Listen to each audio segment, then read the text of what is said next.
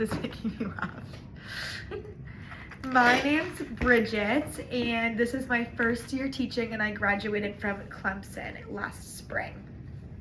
Okay. My name is Nicole Whaley, and I graduated a long time ago from Johnson C. Smith University. That's my undergrad, and I attended UNC Charlotte for graduate school, and I've been in this district for 10 years now. Yay.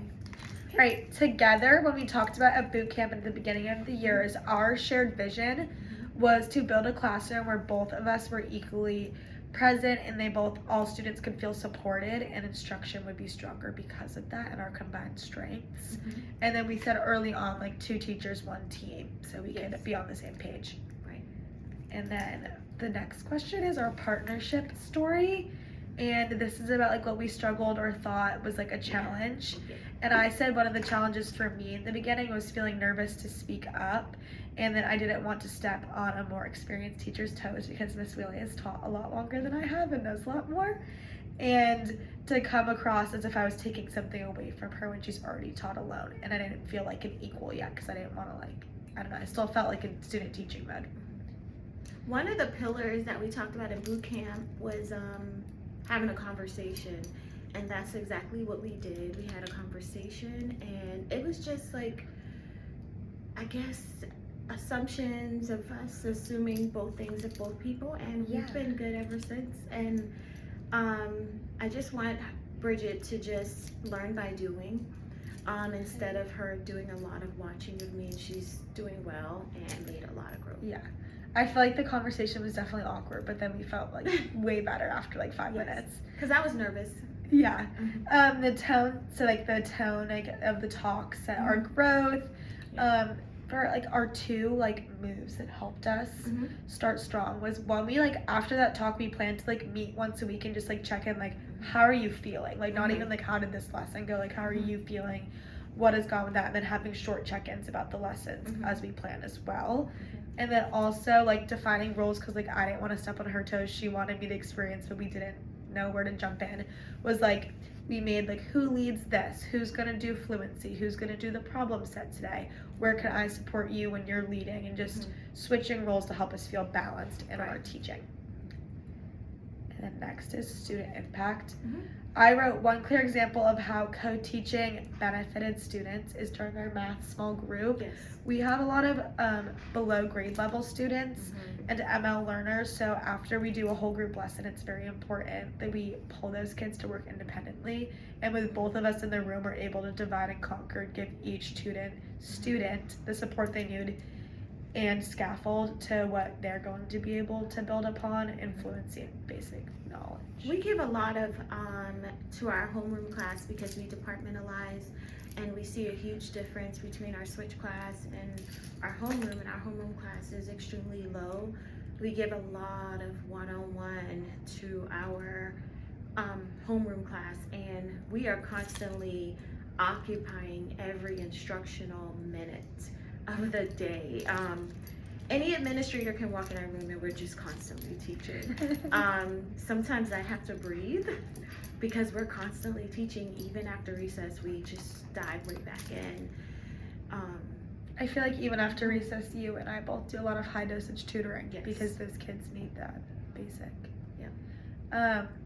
For our exit ticket data, what we've seen working is iReady exit tickets, like the scores of how we've seen it work is like our co-taught little small groups, like Miss Whaley has 2 groups, I have 2 groups for each class we have, and I feel like the accuracy has improved a lot with just how kids take their time.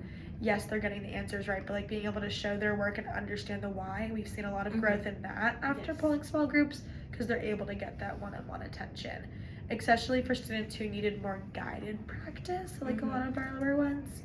And then also some students I've noticed, especially in our switch class, that struggle with confidence became more engaged because they were working with us in a small group, so now they feel more engaged in whole group, but also on their own. I even remember at the beginning, there were some kids who were kind of nervous or scared to come to the board to do a problem or to share their strategy, and I've seen a lot of growth in them, and they really take autonomy over their own work, and it makes our job easier because then we can support them more or challenge them more and just support them where they need to be supported. Yeah. And then last is our reflections or advice. So I feel like I've learned a lot working from Miss Willie, just like little things throughout the day, even like routines, procedure, like all of that, and like how you have to do it, and but also like classroom management stuff, but also how to plan with like multiple learners in mind. So like, oops, I was not used to having this demographic like super low students and how to still meet the curriculum and the standards. So that's been really great to accelerate my growth in. And having somebody also reflect with, I feel like has been a big thing. And then advice, I would just be saying to have the hard conversation. I've seen a lot of growth, like I said before with Bridget, but I also love one of the things that she brought to the classroom that I'm going to use next year. The bucket fillers, I really, really love that. And I didn't really understand it at the beginning of the year, but I was like, oh my God, now I understand it. And I'm constantly wanting to give out pom-poms and just kids wanting to do well because they want to earn them, and especially on Fridays. Like, I really love when what she does on Fridays, and she has everything on her table and they shop and they have all these little trinkets in their little buckets. We need to record that one day. It's really cute. But we do a really good job with SEL. I think we do. We've seen growth. We don't have an easy group in our class, but we've gained control of them for the most part, I think. Yeah, I agree. Yeah. Yes. I feel like I wrote, this is from both of us, but you can. Yeah. This is what I was thinking when it says advice from both of us. Uh-huh. Is to like, when you have a new co-teaching pair, like I feel like it can be awkward. Like you literally don't know them, and you might have like no experience to a ton of experience, or just different experiences in general. And to have the hard conversation like as early as they're needed, because I feel like we did do it pretty early on, which I'm happy with, because even like feeling awkward for that couple of days was like not fun, obviously. And then to talk about the expectations and like boundaries, like I want you to do this and I was feeling this way, like just to be honest about it and like face your fears in that, because when everybody feels valued, I feel like it makes it a lot better, and also makes it better for the students and they can be benefited. Yes.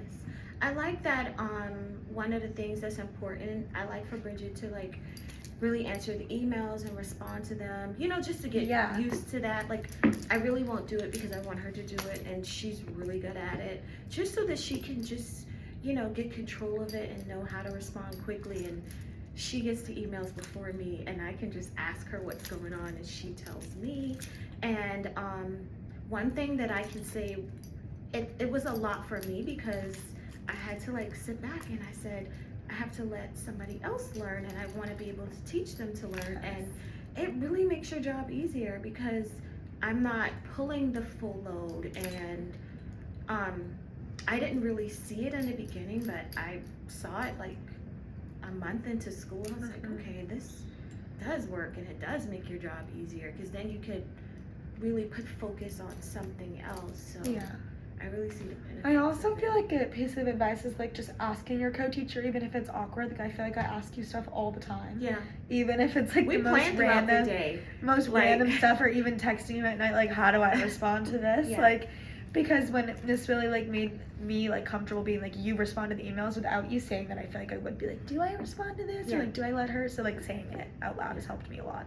Yeah, because she just responds and I just read them and I'm like, okay, yeah, that works. But but we really do plan throughout the day. I don't really see us like staying after school, because we just plan in the moment. I see that we do that. We're like, hey, let's do this. Yes. Because that didn't work. For sure. So we really plan in the moment. I think that's all. Okay. Thank Bye. you. Bye.